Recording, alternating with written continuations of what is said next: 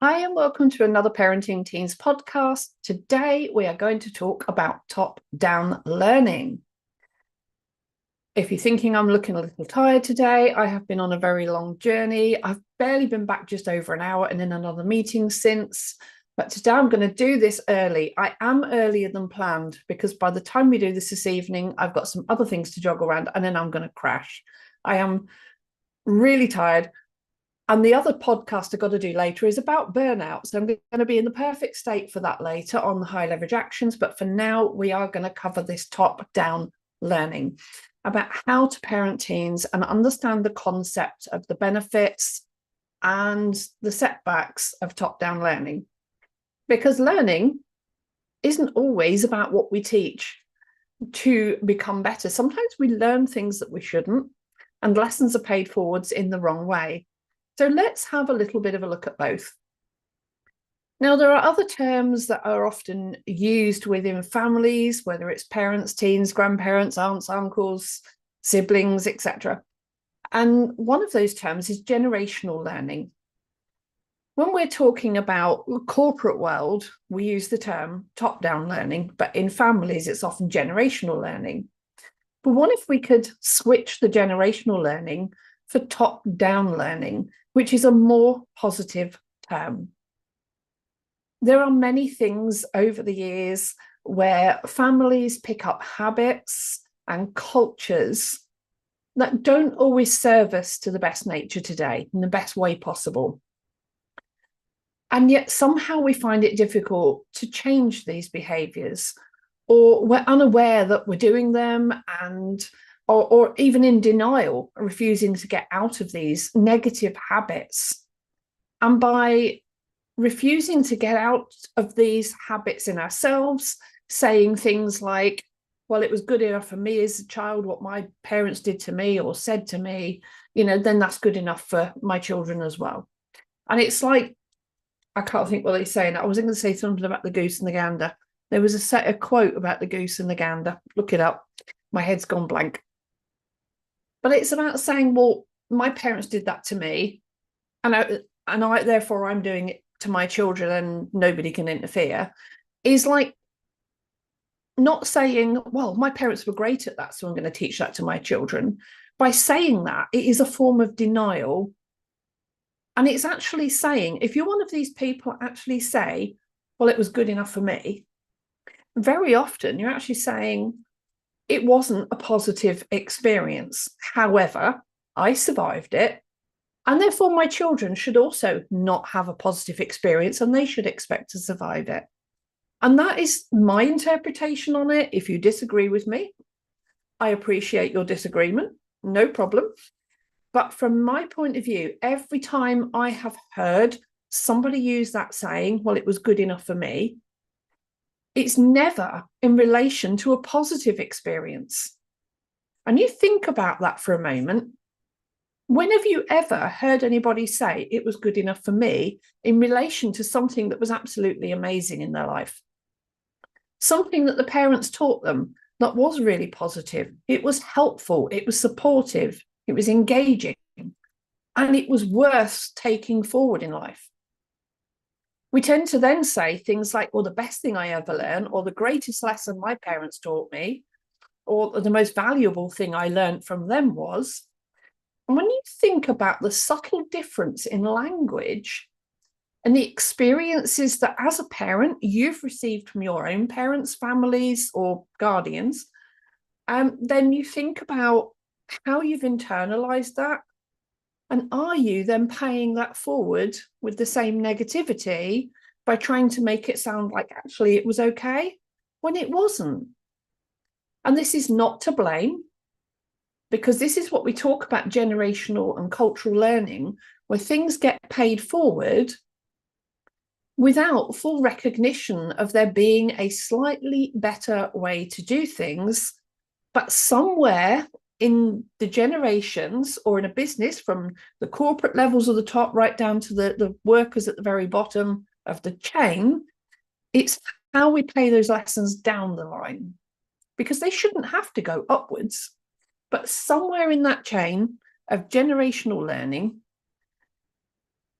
somebody needs to break the cycle and say, do you know what, actually, yeah, my parents did do that to me. I'm not going to blame them. They didn't know any different because that was generational learning from their parents, their grandparents. That's fine. That was the old way of doing things. But let's do it a new way. Let's change the way we use this narrative going forwards with our teenagers, young adults, and our children, the next generations. And the only way we can help change things for the next generation without leaving it for them to make the change is for our own generations, whichever one you sit in with these X, Y, Z, I don't even know what they're at now. But the only way we can do that is to make those changes in ourselves and say, I am going to take responsibility for this. I know I've had to. In many, many ways, I've had to look at the way life has raised me, like with schools, and teachers used to say, oh, you're too stupid for that. These days, they're not supposed to say that to children. They're meant to be supportive. But there's a difference between being supportive and enabling them to just continue bad habits without actually correcting them on the line, on the route as well. Different rabbit hole. Let's come back out of that one. But the point is, somewhere to change the way things happen, somebody has to make a change. And that's one of the things I say about emotions, is the only way as human beings we change from one emotion to another is because something changed. So unless we change something going forward, we are also paying forward the emotions that go with the things that we stick with. And sometimes those emotions might be a little bit different in each generation, but each one will be stuck with that unless we start to make changes in how we think and feel in our internal beliefs and values, because that is where all of this stems from. Internal beliefs, values, and thoughts. Now, the feelings are the physical responses we get from our body in relation to being happy, sad, angry, depressed, like that really sick to the gut feeling, or the butterflies and the anxiety, and your hands are shaking and you're all excited and breathing heavy and your heart's palpitating. Those all the physiological responses to feelings. But the thoughts and the beliefs that go on in here and in here are the ones that make the difference in breaking the cycle. So coming back to the phrase top-down learning, it's definitely one that I encountered a lot in corporate offices and sort of work environments. And that is that if a leader, like the top of the company, the leaders want to set the example for the managers, the supervisors, the workers, on whatever level they're at, by starting by learning at the top and then training everybody under them to match their level, that is top-down learning.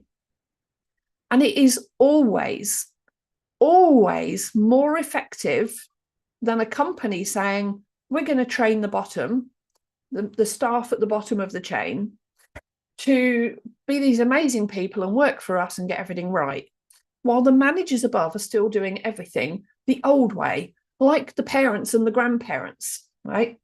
And this is where we end up with tension in companies between the employees when they're expected to be perfect and do everything according to processes and protocol and regulation and modern culture, while the managers and supervisors and everybody above them and the CEOs are still acting in old-fashioned hierarchical ways and not embracing the modern learning. And it creates dissent within the ranks.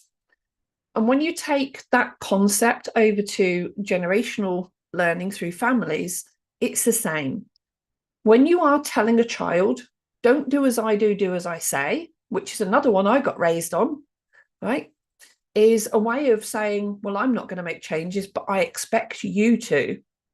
That is like those managers and CEOs and supervisors not training while expecting the staff to do better than they're doing. It doesn't work. The staff are then going to leave because they're better trained and get a better job elsewhere. And a similar thing can happen in families where families fall apart.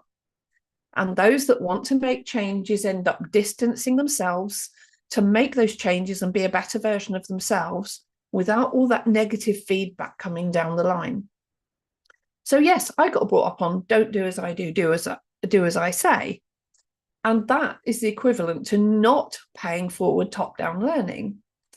And I know I was also raised on you should always set the example. So I had kind of a two-way thing of it. And, you should always respect your elders. But what if the elders didn't respect us? And there's all these different ways of looking at this.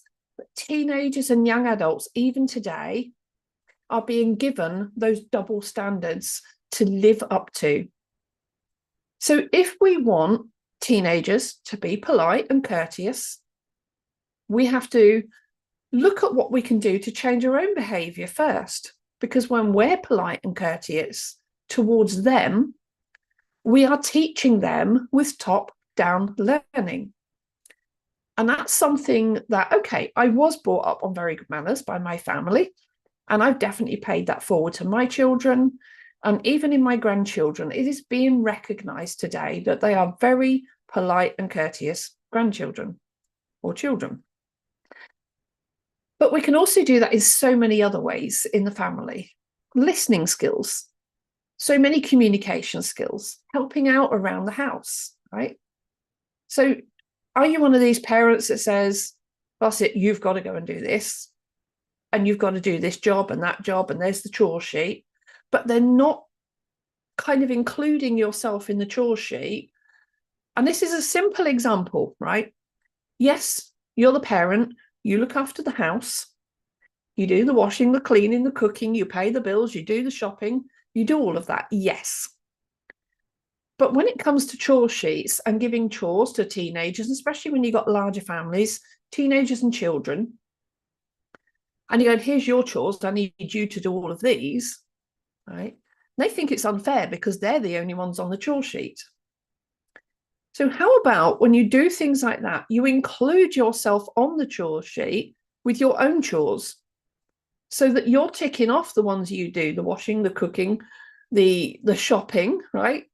All of the things that you do on top of what they do, add them onto that chore sheet so that they see you're setting the example by being accountable for the things that you bring to the household if you want them to bring something to supporting that household too. When it comes to learning, schools and topics and homework and exams, right?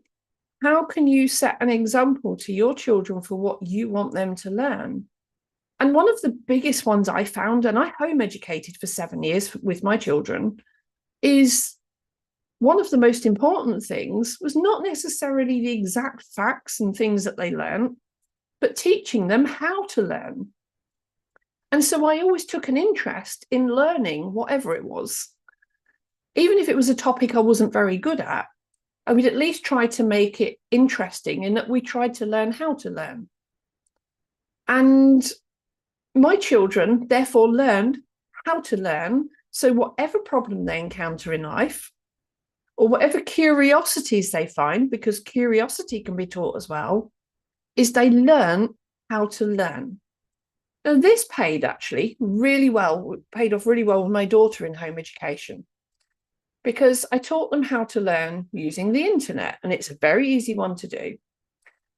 We used to talk a lot about history stuff, and it became quite an interesting topic in the family, in home education with history. And one day my daughter says, I wonder how many kings and queens of England there have been. Now, history had not been my best school topic. In fact, it was my worst bar one. Equal bottom. We'll put them in. I had two topics, equal bottom, and history was one of them. I could not connect with history through school, but it was always about religion, not religion, sorry. It was always about royalty or war. And I didn't take much of an interest in either at the time. But helping my children through home education, we found that history covered so many other topics. There was loads of stuff we could be fascinated by outside of the curriculum, but they're still learning history. That was the key point. But then my daughter says, I wonder how many kings and queens of England there have been. I'm like, I have no idea. I said, there's Google, go and ask. So for the next week, my daughter spent an hour or two a day on the computer, jotting and noting things down, going back of an evening. She kept going back to the computer. And I didn't get too involved. I left her to it, and she just asked me for help if she needed. And I supported her when she asked. About a week after starting this project, she came back with a list of all 63, I think it was. It was definitely over 60 kings and queens of England. And she had them all in order with the date that they took over and ended their reign as kings and queens of England. I was gobsmacked. Now, the project went on from there, and it grew and grew until she ended up with a massive project, which is actually in one of my blog posts. So I'm not going to say too much more, but I will link a blog post down here, which will show you and talk to you about the extent of where that project went for her, because she got hooked on the topic of royalty. Now, when most teenagers are gossiping about handbag and shoes and hairdos and makeup, my daughter was gossiping about the history of the royal family, like she was having a conversation with other teenagers about modern things. And she was fascinated by it. And even today, she's still got a lot of it in her head, and she collects coins, and she knows who they all are, way more than I do. And even though I supported her with the project, I still can't remember it. But for the top-down learning, the main thing was teaching her how to learn. But also, it was just teaching her the concept of curiosity, teaching her the concept of asking questions, about not giving up, about just how to do the research. And this is how it goes within the family. And there's lots of things in the family where we could make changes like that and look more positively.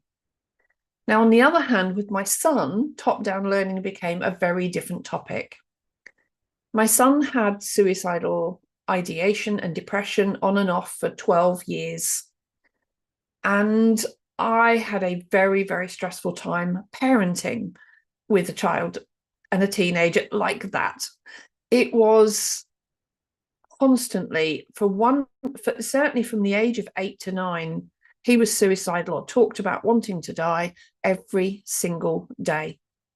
And I could not take my eyes off him. It was like being on 24/7 watch. And it was draining. It was exhausting. It was overwhelming. I was going through burnout.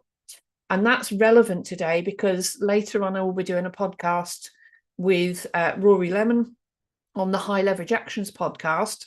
When we've done it, I'll link that back here as well. But we're going to be talking about burnout separately. But with my son, I was also, by the time he was in his teens, I was working in a corporate job. I, as well as being burnt out, was also studying a lot of personal development strategies through my work. I'd done leadership training when I was in St. John Ambulance as a volunteer as well. And there were many things that helped me because a lot of us are familiar with the concept of personal development. But I realized that a lot of this stuff could be really powerful for helping teenagers and young adults, and certainly for helping my son. But at the time, it's like personal development was up here, but his emotional state was down here, and that was out of reach. So if you imagine personal development up here, so that was a big step up. And this is why we have mentors and coaches and therapists to help us up that first step on the ladder. But when you've got a teenager or a young adult then in the pits of depression and they're stuck in a rut, that gap broadens. And that personal development strategy, even to get on the personal development ladder, that first step is way out of their reach. And they need additional support. And so for my son, it was like thinking, okay, he needs to learn this personal development, but he's down here. What's the gap? And that's where, for me, it became a pain point. I had to resolve this massive gap in the middle, where even when I took him to, like, imagine as I said about the personal development, but in between you need mentors, therapists, and coaches, but he couldn't access even those because his emotional awareness was down here. he didn't even understand how to access this support in the middle. There was this gap at the bottom. And that was where I ended up with eventually a book, Brain Unchained. But this was where it began. The emotional cycle diagram was helping him to understand his own emotions, to give him enough of a lift that he could then start to work on that other personal development journey himself. But I had to get him out of this pits of depression first, to get him up to the point where he was thoughtful and curious and started to move into the positive side of the emotional cycle till he could finally reach his own happiness. I can't make him happy, but what I could do is support him up out of that pit of depression. And this, for me, was how I took a lot of personal development strategies and I've linked them with this understanding. And so as a parent, I've realized that there are so many teenagers out there who cannot act. I know as a parent, when I took my son to therapists and mentors and people who work for charities to do with autistic spectrum and so on, they were all there willing to help him, but they couldn't help him. GPs couldn't. Psychologists didn't seem to be able to help. Nobody seemed to be able to help him because of this gap at the bottom, a gap in his learning, his ability to understand his own emotions because he couldn't see them. And he's a visual learner. And that is where I have now made it that this is a visual learning tool. And that was powerful. It changed his life around rapidly. And so this is now my own personal development strategy, but it's the first one at the bottom that helps them get up to a point where they can then access mentors, therapists, coaches, trainers, education systems online, whatever they need to learn from. But let's get them out of that pit first. And this is where, for me, that top-down learning became, instead of me keep telling him what to do, you've got to pick yourself up, you've got to get yourself out of a rut. Only you can get yourself out of it. Pull your socks up and get on with it, right? You've got to make an effort in life. How many times as parents do we pay that forward in those terms? And this is the next point I want to make about the narrative we are using here. When you are saying only you can help yourself out of it, let's mirror that. What you're saying is, I don't know how to get you out of it. Right? When you're saying pull your socks up, again, it's saying, I'm not going to help you. You've got to do it on your own. But if they knew how to do it on their own, they wouldn't be in that pit in the first place. Right? They're in a deep, dark place where they can't find their own way in the darkness. They need support. They need somebody emotionally to shine a torch for them. And this is something my son said after he'd come through that depression and he could see the light at the other end of the tunnel. He said, because at the point where I was trying to get him out of that pit at the bottom of that emotional cycle, I used to talk to him every single day, whether it was for 5-10 minutes, whether it was for 2 or 3 hours. I would talk to him every single day, depending on his needs on the day. And this was after work. So very often I'd end up giving up my evenings after work. And some days I'd ring him up and he's like, yeah, I'm having a good day today. Okay, let him get on with it. And so it's turning that circle for them and not throwing those, I don't know how to help you, I'm not going to help you, I haven't got time to help you, quotes and sayings at them, saying, well, it's your life, you've got to sort it out. Right? And these being able to say, well, look, I'm here for you, and having this tool to help them out of that pit long enough to the point where they can then take responsibility for their own emotions is a powerful self-development tool that is pay it forward learning, so that later down the line, when they've got children and you've got grandchildren, that they are start to learn the strategies to pay it forward to the next generation. This is the breaking the cycle. And when those coaches and therapists and mentors at the top can't help them down there, who is available for them there to support them? The parents, and sometimes the teachers. So this is why I like the idea, and I love the idea of working with parents and teachers. These are my ideal clients, and these are the people I work with the most. parents and therapists and teachers, because they're the ones that very often have connection with that. So when they do go to therapists and those therapists can't connect and help them out of that pit, I have a strategy that the therapist can even use to help those teenagers where the parents can't or don't know how to. But the parents can also learn this to support their teenagers. But here's the thing. You cannot mentor a teenager through this unless you learn it first. Like going back to that corporate world, if I was to take this as a leadership strategy into a company and teach this to all the workers, say on a factory floor, for example, and teach all the workers to understand their emotional cycle, but I hadn't taught the supervisors, the managers, and the CEOs, and they come in and they start giving all of that negative narrative about, oh, this is how you're going to do your job, and this is how this company is run, and they come in and they override all the good work at the bottom, it creates dissent again. But if all the upper staff and all the staff that are managing and in control of everything have learnt it first and then pay it forward, it is powerful. And you end up with an amazing work culture, and the same in a family. So they run side by side. And I do eventually want to see this strategy in this book converted for CPD learning in businesses. So it's something that I'm now looking at, is getting clients to work with to get this strategy as a CPD approved strategy. I'm working on it.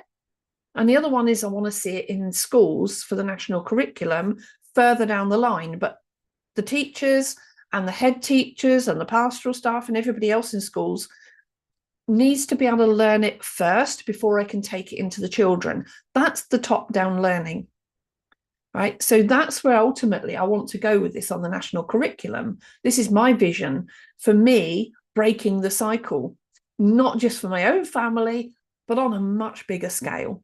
And this is how we create change. However, for parents, this is available now. You can access the book on Amazon.